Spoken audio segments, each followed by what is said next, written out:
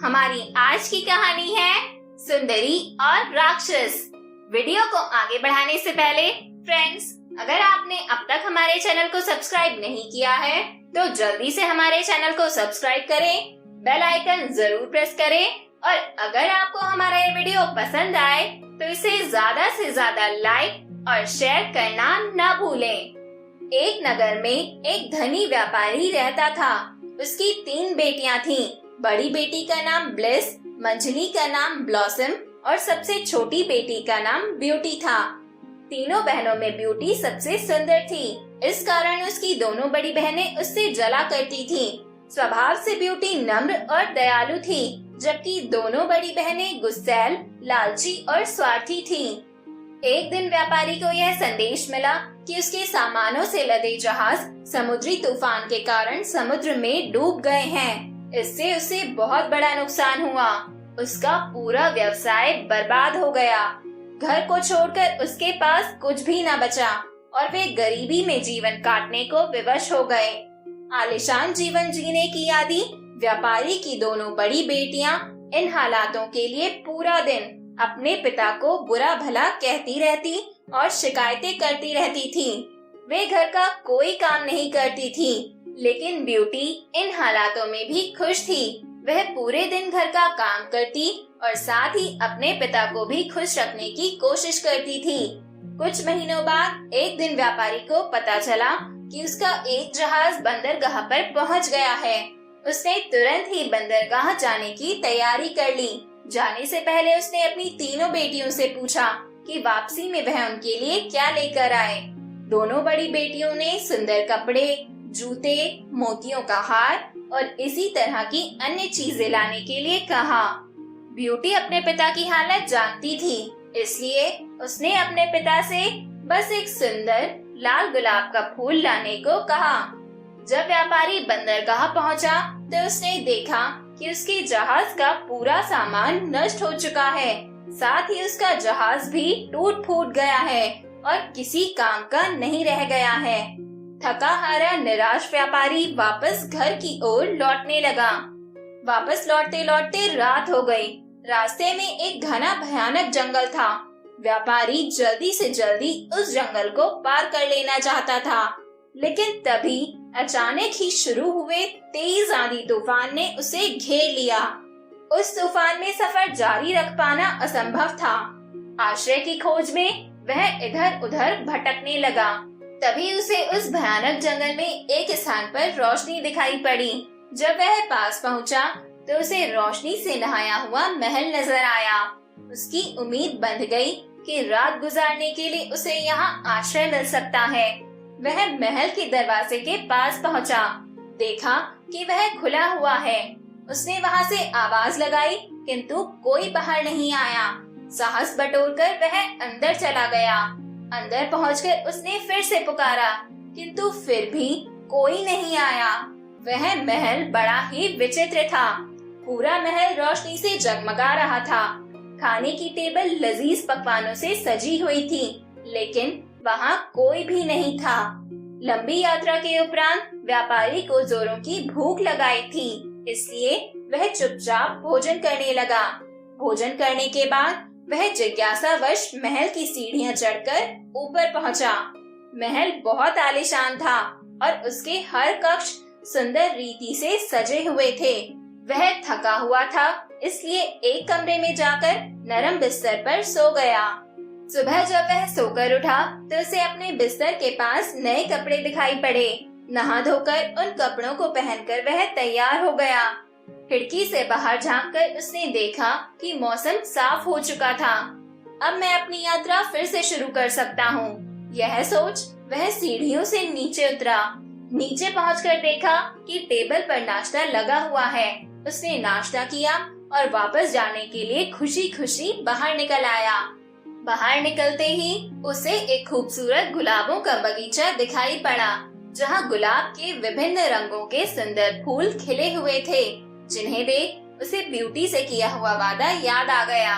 उसने सोचा कि मैं अपनी दोनों बड़ी बेटियों की इच्छा तो पूरी नहीं कर सका, पर कम से कम ब्यूटी की इच्छा तो पूरी कर ही सकता हूँ।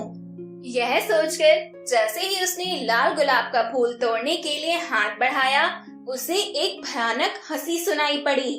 डर के मारे उसने अपने हाथ पीछे खींच लिए। उसने देखा उसके सामने एक डरावना राक्षस खड़ा है। उस राक्षस की आंखें अंगारों की तरह लाल थीं। व्यापारी को घूरते हुए वह गुस्से में गुर्राया। दुष्ट व्यक्ति, मैंने तुम्हें अपने महल में आश्रय दिया, खाने के लिए लजीज भोजन दिया, सोने के लिए नरम बिस्तर दिया और पहनने के लिए नए कपड़े दिए। मेरे इन एहसानों के बदले मुझे धन्यवाद देने के बजाय तुम मेरे बगीचे से फूल चुरा रहे हो। कितने एहसान फरामोश हो तुम। अब मैं तुम्हें जीवित नहीं छोड़ूंगा। डर से कांपते हुए वह व्यापारी राक्षस के पैरों पर गिर पड़ा और क्षमा याचना करने लगा। मुझे क्षमा कर दो, मुझे क्षमा कर दो। मैं यह गुलाब का फूल अपने लिए नहीं तोड़ रहा था, बल्कि अपनी बेटी के लिए तोड़ रहा था, जिसे मैंने एक लाल गुलाब का फूल लाने का वादा किया था। मुझे मत मारो, तुम जैसा कहोगे मैं वैसा ही करूँगा। व्यापारी की याचना पर राक्षस बोला, ठीक है, मैं तुम्हें एक शर्त पर बख्शता हूँ कि तुम अपनी उस बेटी को यहाँ मेरे पास लेकर आओगे, जिसके लिए तुम मेरे बगीचे से फूल तोड़ रहे थे। डरे हुए व्यापारी ने उस समय अपनी जान बचाने के लिए राक्षस की बात मान ली और अपनी बेटी को उसके पास लाने का वादा कर वह वहाँ से निकल गया। जब वह घर पहुँचा तो उसकी आंखें आंसुओं से भीगी हुई थीं। वह बहुत डरा हुआ था। पूछने पर उसने अपने साथ हुई पूरी घटना विस्तार से बता दी। पूरी बात सुनने के बाद ब्यूटी बोली, पिताजी आप चिंता मत कीजिए, आपकी जान बचाने के लिए मैं कुछ भी करूंगी। अपने वादे के अनुसार आप मुझे उस राक्षस के महल में ले चलिए। तुम मुझे बहुत प्यार करती हो ब्यूटी, ये मैं जानता हूँ, लेकिन मैं कितना स्वार्थी पिता कहलाऊंगा जो अपनी जान बचाने के लिए अपनी बेटी को उस राक्षस को सौंप देगा। व्यापारी रोते हुए बोला, पिताजी आपकी जान बचाने का यही एक रास्ता है, हम कुछ कर भी नहीं सकते। आप मुझे उस राक्षस के महल में ले चलिए। ब्यूटी ने अपने पिता को समझाया। दुखी मन से व्यापारी ब्यूटी को उस राक्षस के महल में छोड़ आया। शुरू में ब्यूटी उस राक्षस के भयानक रूप रंग को देखकर डर गई, लेकिन उस राक्षस का ब्यूटी के प्रति व्यवहार बहुत अच्छा था। उसने ब्यूटी को ढेर सारे नए कपड़े और गहने दिए। उसे एक बहुत ही सुंदर कमरे में रखा। वह उसका बहुत ख्याल रखने लगा, जिससे धीरे धीरे ब्यूटी का डर खत्म हो गया। शुरू में राक्षस चुपचाप दूर से ब्यूटी को देखा करता था, फिर धीरे धीरे उसने उससे बातें करनी शुरू की। ब्यूटी को भी राक्षस से बातें करना अच्छा लगने लगा। दिन गुजरते रहे और दोनों बहुत अच्छे दोस्त बन गए। राक्षस ब्यूटी को चाहने लगा था, लेकिन अपनी बदसूरती के कारण उससे अपनी मन की बात कहने से डरता था। फिर भी एक दिन उसने हिम्मत करके ब्यूटी को अपने मन की बात बता दी और उसके सामने विवाह का प्रस्ताव रख दिया। इस प्रस्ताव पर ब्यूटी आश्चर्य में पड़ गई। उसे समझ नहीं आया कि राक्षस को क्या उत्तर दे। वह सोच में पड़ गई। वह कैसे उस बदसूरत राक्षस से विवाह कर सकती थी, लेकिन वह उसकी भावनाओं को भी ठेस नहीं पहुंचाना चाहती थी, क्योंकि वह उसके प्रति दयालु था और उसने उसके पिता के प्राण भी नहीं लिए थे। ब्यूटी घबराते हुए बोली, मैं इसका अभी कोई उत्तर नहीं दे सकती। ब्यूटी की बात पूरी होने के पहले ही राक्षस उसका उत्तर समझ गया और उसकी बात काट कर बोला, कोई बात नहीं ब्यूटी, मैं तुम्हारी स्थिति समझता हूँ। मुझे तुम्हारी बात का बुरा भी नहीं लगा है। इतना कहकर वह वहाँ से चला गया। दिन गुजरते गए। दोनों ने इस बारे में फिर कोई बात नहीं की। ब्यूटी को वहाँ कोई तकलीफ नहीं थी, लेकिन वह अपने पिता और बहनों को बहुत याद किया करती थी। ऐसे ही एक दिन वह उन्हें याद कर उदास बैठी हुई थी। तभी राक्षस वहाँ आया और उसकी उदासी का कारण पूछा। ब्यूटी ने उसे बताया कि वह अपने परिवार को याद कर रही है। राक्षस ब्यूटी का दुख समझ गया और उसने उसे एक जादुई आईना दिया, जिसमें वह जब चाहे अपने पिता और बहनों को देख सकती थी। ब्यूटी उस आईने को पाकर बहुत खुश हुई। अब जब भी उसका मन करता वह उसमें अपने परिवार को देख लेती थी। एक दिन ब्यूटी ने उस आईने में देखा कि उसके पिता बहुत बीमार हैं और मरने की कगार पर है। वह दुखी हो गई। उसने राक्षस से विनती की कि वह उसे उसके पिता से मिलने के लिए जाने दे। वह आखिरी बार उनसे मिलना चाहती है।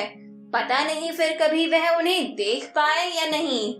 पहले तो राक्षस ने मना कर दिया, लेकिन फिर ब्यूटी के आंसू देखकर उसका मन पिघल गया और उसने उसे जाने की इजाजत दे दी।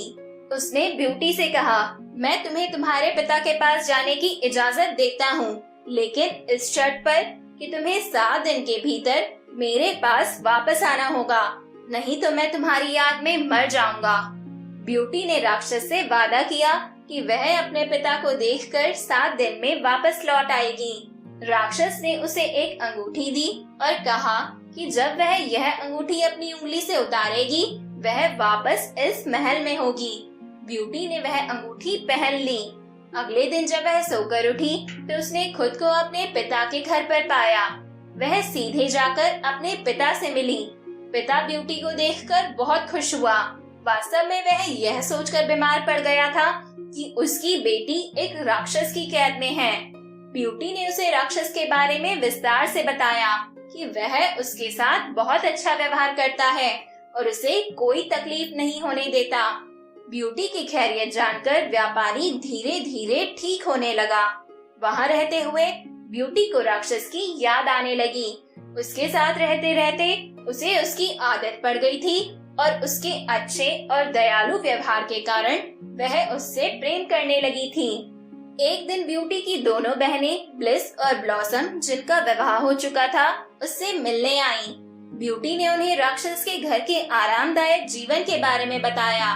सुनकर दोनों बहनें जल उठीं। जब उन्हें पता चला कि ब्यूटी को 7 दिन के भीतर वापस राक्षस के महल में जाना है, तो उन्होंने झूठे आंसुओं की बदौलत ब्यूटी को वहाँ कुछ दिन और रोक लिया। वास्तव में यह उनकी योजना थी ताकि राक्षस को ब्यूटी पर गुस्सा आए और वह उसे मार डाले। उधर राक्षस ब्यूटी का इंतजार कर रहा था। 7 दिन पूरे होने के बाद भी ब्यूटी के वापस न आने पर वह तड़पने लगा। इधर ब्यूटी भी उसे याद कर रही थी। एक रात ब्यूटी ने सपना देखा कि राक्षस नीचे गिरा हुआ है और मर रहा है। ब्यूटी की नींद टूट गई। उसे अपना वादा ना निभाने पर बहुत पछतावा हुआ। उसने तुरंत ही अपनी अंगूठी निकाल दी और दूसरे दिन जब वह सोकर उठी तो वह राक्षस के महल में थी। ब्यूटी ने दिन भर राक्षस का इंतजार किया, लेकिन वह उससे मिलने नहीं पहुंचा।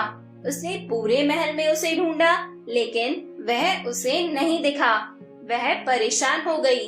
फिर शाम को वह महल से बाहर निकली और राक्षस को खोजने लगी। उसने पूरे बगीचे में उसे ढूंढा। फिर वह महल के पीछे वाले हिस्से में गई। वहाँ एक कोने में राक्षस नीचे पड़ा हुआ था। वह बहुत कमजोर नजर आ रहा था। ऐसा लग रहा था मानो वह मरने की कगार पर है। ब्यूटी जल्दी से उसके पास गई और उससे बोली, ये तुम्हें क्या हो गया है? मैंने तुमसे कहा था ना कि यदि तुम नहीं आई तो मैं तुम्हारी याद में मर जाऊंगा। राक्षस ने उत्तर दिया। ब्यूटी ने अपनी देर से आने के लिए उससे क्षमा मांगी और उससे कहने लगी, तुम मुझे छोड़कर मत जाओ, मैं तुम्हारे बिना नहीं रह सकती। मैं तुमसे प्रेम करने लगी हूँ, मुझसे विवाह कर लो। ब्यूटी का इतना कहना था कि एक चमत्कार हुआ और वह राक्षस एक सुंदर नौजवान राजकुमार में परिवर्तित हो गया। ब्यूटी यह देखकर आश्चर्यचकित रह गई। राजकुमार ने उसे बताया, मैं एक जादूगरनी के श्राप के कारण राक्षस बन गया था। कई वर्षों तक मैं इस रूप में रहा। यह श्राप तभी टूटता जब कोई मेरी बदसूरती के बाद भी मुझसे सच्चा प्रेम करता। आज तुम्हारे सच्चे प्रेम के कारण वह श्राप टूट गया है और मैं वापस अपने असली रूप में आ गया हूँ। ब्यूटी उसे देखकर बहुत खुश हुई। दोनों ने विवाह कर लिया और खुशी खुशी रहने लगे। तो दोस्तों, इस तरह हमारी ये कहानी भी यहीं पर खत्म होती है और इस कहानी से हमें यह शिक्षा मिलती है कि हमारे माता पिता सदैव हमारे लिए बड़े से बड़ा त्याग करने के लिए सज्ज रहते हैं। इसलिए अगर जीवन में हमें कभी भी उनके लिए कुछ करने का अवसर मिले तो हमें पीछे नहीं हटना चाहिए। और इसके साथ ही हमें यह सीख भी मिलती है कि वास्तविक प्रेम बाहरी खूबसूरती से नहीं बल्कि मन की सुंदरता से होता है। फ्रेंड्स, अब बारी है आपके लिए मेरी एक छोटी सी सलाह की। शक्ल सूरत में क्या रखा है, असली पहचान तो आपकी काबिलियत से होती है। तो दोस्तों, मेरी इस छोटी सी सलाह को हमेशा ध्यान में रखिएगा और मेरे साथ मिलकर एंजॉय करते रहिएगा मेरी इंटरेस्टिंग ऑडियो टेल्स। हम सब फिर मिलेंगे नेक्स्ट वीडियो में एक और बेहतरीन कहानी के साथ। Till then, keep listening and don't forget to like, share, comments and subscribe. Thank you.